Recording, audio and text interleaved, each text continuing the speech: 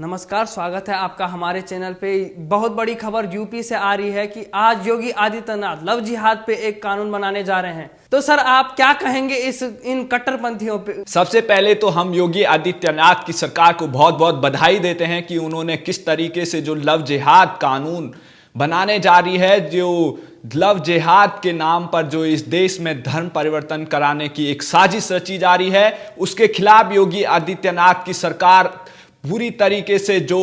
मुस्लिम तुष्टीकरण करने की राजनीति इस देश में चलती है उसको छोड़कर आज जो यूपी में योगी सरकार को इतना भारी बहुमत मिला, देश में मोदी सरकार को बहुमत मिला, उसके बाद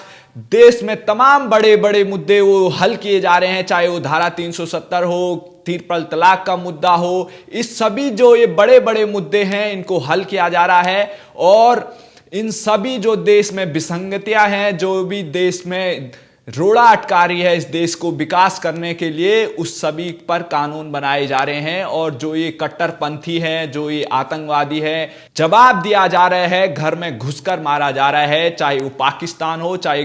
देश में आतंकवादी हमले करने की कोशिश की जा रही हो। और इसमें अब ये सबसे बड़ा मुद्दा अभी आ रखा है लव जिहाद, जो योगी सरकार आज यूपी कैबिनेट में बैठक कर रही है और इस पर चर्चा की जाएगी कि किस तरीके से जो लव जिहाद कानून बनेगा, इसमें कितनी सख्त सजा होगी। और इसमें जो सजा होगी उसके बाद जो ये धर्म परिवर्तन कर रहे हैं कट्टरपंथी इस देश में, जो बहुसंख्यक हो चाहे कोई भी धर्म हो, उसमें जो शादी करने के बाद जबरन उनको धर्म परिवर्तन कराने की कोशिश की जा रही है, उसके लिए फंड कहाँ से आ रहा है, कौन देश इसमें शामिल है, कौन कौन गिरोह, कौन कौन कट्टरपंथी इस देश में धर्म के नाम पर ये जिहाद फैलाने की कोशिश की जा रही है, उन सभी पर अब नकेल कसी जाएगी। और योगी सरकार ने ये जो निर्णय लिया है लव जिहाद के खिलाफ सख्त कानून बनाने का, वो इसलिए लिया गया है क्योंकि माननीय इलाहाबाद हाईकोर्ट ने अपने एक फैसले में कहा था शादी करने के बाद जबरन किसी का धर्म परिवर्तन आप नहीं करा सकते हैं और ये गलत है। इसके बाद देश में तमाम जो बीजेपी शासित राज्य है उनमें लव जिहाद के खिलाफ कानून बनाने के लिए बीजेपी सरकारें आगे आई है। और इसमें आप देख सकते हैं मध्य प्रदेश और कर्नाटक, हरियाणा, इसमें इनकी सरकारें आगे आ रही है और इसमें कानून बनाने के लिए प्रस्ताव रखे जाएंगे। तो अब योगी सरकार जो अपने सख्त रवैये के लिए जाने जाती है, चाहे वो यूपी में जिस तरीके से कानून व्यवस्था हो, वहाँ पर जिस तरीके से गुंडागर्दी चलती थी और वहाँ पर जो गुंडे थे, जो मवाली थे, उनको किस तरीके से योगी सरकार ने उनको धराशायी कर दिया है, चाहे वो बड़े बड़े जो डॉन यूपी में बन रहे थे उनके घर को धराशायी करना हो, आजम खान हो, ये सारे लोग जो यूपी में जिनकी तूती बोलती थी, जिनके इशारे पर उनकी भैंसें देखने पुलिस फोर्स चली जाती थी, अब उन पर उनके घर और वो जेलों में नजर आ रहे हैं, उनके घर तोड़े जा रहे हैं। तो ये जो सख्त फैसला अब योगी सरकार ले रही है कि वो लव जिहाद के खिलाफ कानून बना रही है। और इसमें आपको बता दें कि आरएसएस प्रमुख मोहन भागवत जी से यहाँ पर योगी आदित्यनाथ जी ने मुलाकात की थी इस कानून को बनाने को लेकर, किस तरीके से इसमें सजाएं होगी। और खबर आ रही है कि इस लव जिहाद का जो कानून है इसमें अधिक से अधिक जो सजा होगी वो 10 साल की होगी और जो कम से कम जो सजा होगी इसमें 5 साल रखी जाएगी। और इसके तहत जो सजा में वहाँ पर जेल में रहेंगे उनको गौ सेवा, गाय की जो सेवा करने के लिए उनको जेल में काम करना पड़ेगा और बहुत सारे जो सामाजिक कार्य है उनमें उनको लगाया जाएगा। तो ये जो बड़ी खबर आपको यूपी से आ रही है, वहाँ पर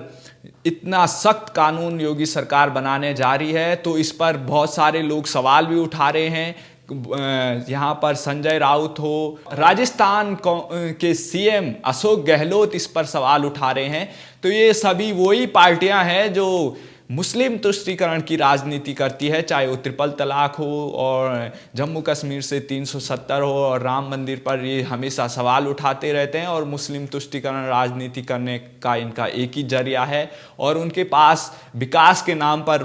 लड़ने के लिए कुछ मुद्दे होते नहीं। तो इसीलिए जो आज कांग्रेस पार्टी और सभी जो विपक्षी पार्टियां हैं उनकी हालत पूरी देश में खस्ता है और कोई भी किसी भी राज्य में उनकी दशा सही नहीं है। तो ये जो बड़ा कानून योगी सरकार ले रही है, सख्त कदम उठा रही है, इसका जो आने वाला प्रभाव पड़ेगा वो इसलिए बहुत महत्वपूर्ण है क्योंकि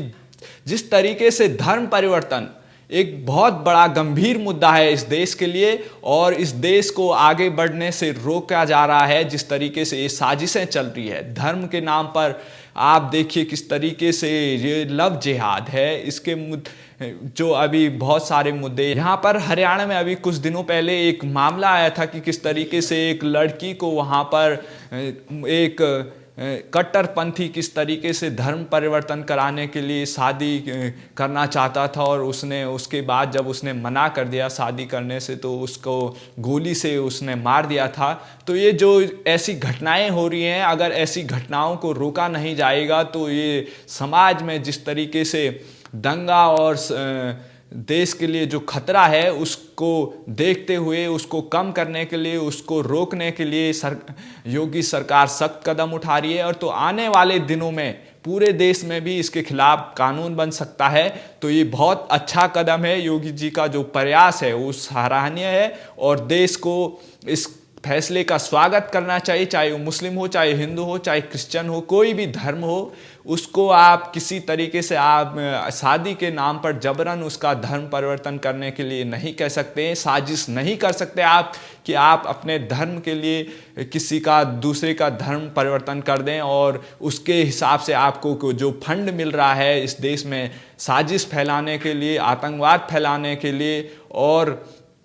जो आपके मंसूबे हैं उन पर अब पानी फिरेगा। और योगी सरकार जो कानून बनाने जा रही है उससे इन कट्टरपंथियों के अब होश उड़े होंगे कि ये सरकार जो योगी सरकार है वो अब किसी भी तरीके से इस समाज में जो कुरीतियां हैं उनको ख़त्म करने के लिए ही योगी सरकार काम कर रही है। अब कानून बनने जा रहा है लव जिहाद के खिलाफ, इसको बहुत पहले ही बन जाना चाहिए क्योंकि जिस समय से देश आज़ाद हुआ उसके बाद से इस देश में किस तरीके से धर्म के नाम पर जिहाद छेड़ा गया है, किस तरीके से हम अपनी आबादी आगे बढ़ाएं, किस तरीके से हम आगे हों, किस तरीके से हम हर जगह अपना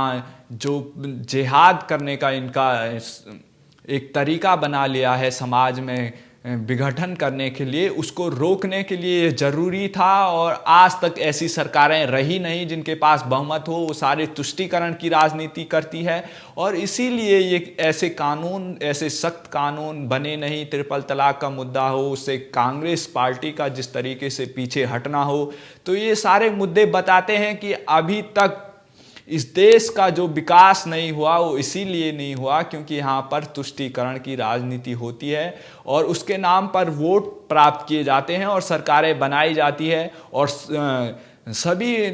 पार्टियों को लगता था कि बहुसंख्यक आबादी उसकी जेब का हिस्सा है, वो कभी भी उसको वोट देते रहेंगे, चाहे वो उनके खिलाफ कुछ भी कर लें, चाहे वो राम मंदिर बनाए ना बनाए, राम मंदिर के खिलाफ कुछ भी करें। लेकिन अब जिस तरीके से बहुसंख्यक आबादी ने देश को अब राह दिखाने की कोशिश कर रहे हैं, जिस तरीके से जागरूक हुआ है देश का बहुसंख्यक आबादी, उसके बाद से जो परिवर्तन आपको देखने को मिले होंगे 2014 के बाद, जो पूरी तरीके से मोदी सरकार को बहुमत मिला, उसके बाद आपने देखा कि किस तरीके से भारत ने पाकिस्तान को घर में घुस के मारा, 370 जम्मू कश्मीर से हटाया गया, ट्रिपल तलाक का मुद्दा हुआ और अब जो आगे कानून बनाने की तैयारी की जा रही है, एनआरसी हो चाहे सीएए हो, पाकिस्तान में जो अल्पसंख्यक है उनको नागरिकता दी जाने की बात हो, और इसके नाम पर आपने दिल्ली में देखा किस तरीके से दंगे हुए। ये सभी मुद्दे जो अब हल किए जा रहे हैं और आगे जो मांग की जा रही है कि किस तरीके से देश में सबके लिए एक जैसा कानून हो और सभी धर्मों के लिए, इस देश में जो धर्म के नाम पर कुछ भी किए जाते हैं और कानून से बढ़कर उनका धर्म होता है, कोई फतवा निकाल देता है, कोई कुछ कर देता है और उसके नाम पर जिस तरीके से यहाँ पर देश में कानून का राज होना चाहिए, तो संविधान के हिसाब से ये देश चलेगा, ना कि किसी धर्म के अकॉर्डिंग ये देश चलना चाहिए और ना ही उसमें फतवा के हिसाब से कोई देश चलेगा। तो ये पूरा जो सख्त कदम योगी सरकार ने लिया है, इसको आगे भी और सरकारों के लिए भी ये अपनाना जरूरी है, क्योंकि आप देख रहे होंगे किस तरीके से जम्मू कश्मीर हो, वहाँ पर कश्मीरी पंडितों को वहाँ से भगाया गया। ये भी एक जिहाद है, ये भी एक साजिश है इस देश के खिलाफ। चाहे आप बंगाल में देख लीजिए, ममता बनर्जी के राज में किस तरीके से वहाँ हिंदुओं को खदेड़ा जा रहा है और उनको भगाया जा रहा है, उनके साथ मारपीट हो रही है। और बांग्लादेश से जो रोहिंग्या आ रहे हैं उनके बचाव में किस तरीके से ओवैसी हो चाहे कांग्रेस हो, ये सारे लोग इनको बचाने का प्रयास कर रहे हैं। तो इन सभी मुद्दों को आगे हल करना जरूरी है और इससे इस देश की प्रगति होगी। जब तक ये मुद्दे सॉल्व नहीं होंगे, हल नहीं होंगे, इस देश का विकास होना मुश्किल है।